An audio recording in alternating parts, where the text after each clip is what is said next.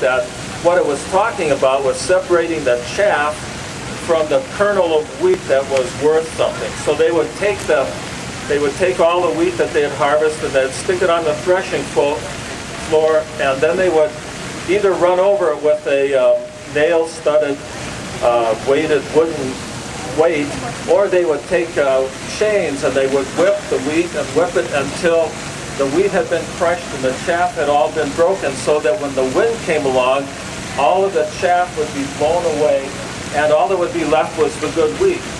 And so Satan didn't have in mind something easy to do to Peter. Satan wanted to crush Peter. He wanted to destroy him and smash him down. And you know, Satan has the same objective for every person in the world, but especially has the same objective for Christians. Satan's desire for you is never good. It's never healthy. It's never going to build you up. When Satan wants to take hold of us, he wants to crush us. He wants to destroy that life that's in us.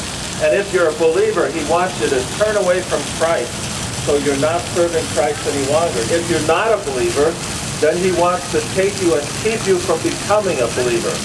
Now, I think a lot of you who are here today have been through that threshing machine.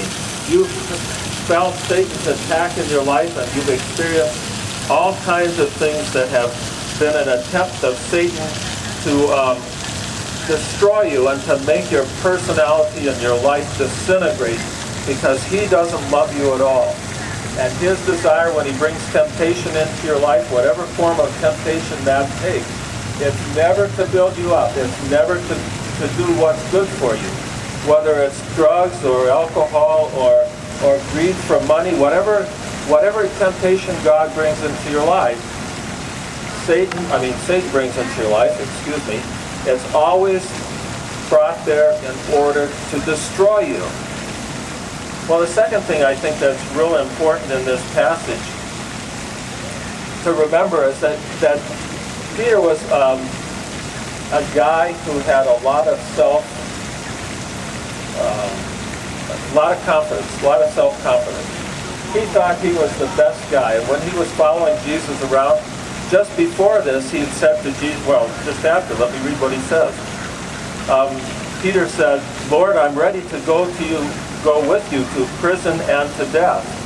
Jesus answered, "I tell you, Peter, before the rooster crows today, you will deny me 3 times.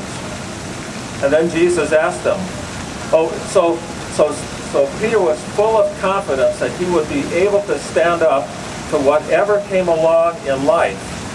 And yet just a few verses later, when Jesus has been arrested and when he's been taken to court and Peter's watching from a distance, he begins to deny Jesus 3 times.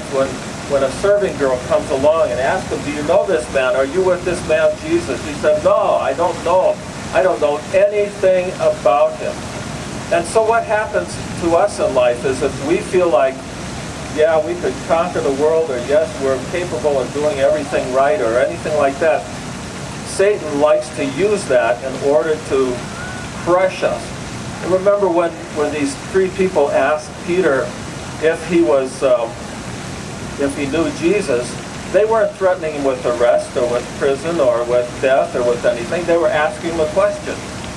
And while Peter had thought that he would follow Jesus anywhere, just that thought that he might be arrested, the thought that he might be having to share Jesus' fate, made him into a coward.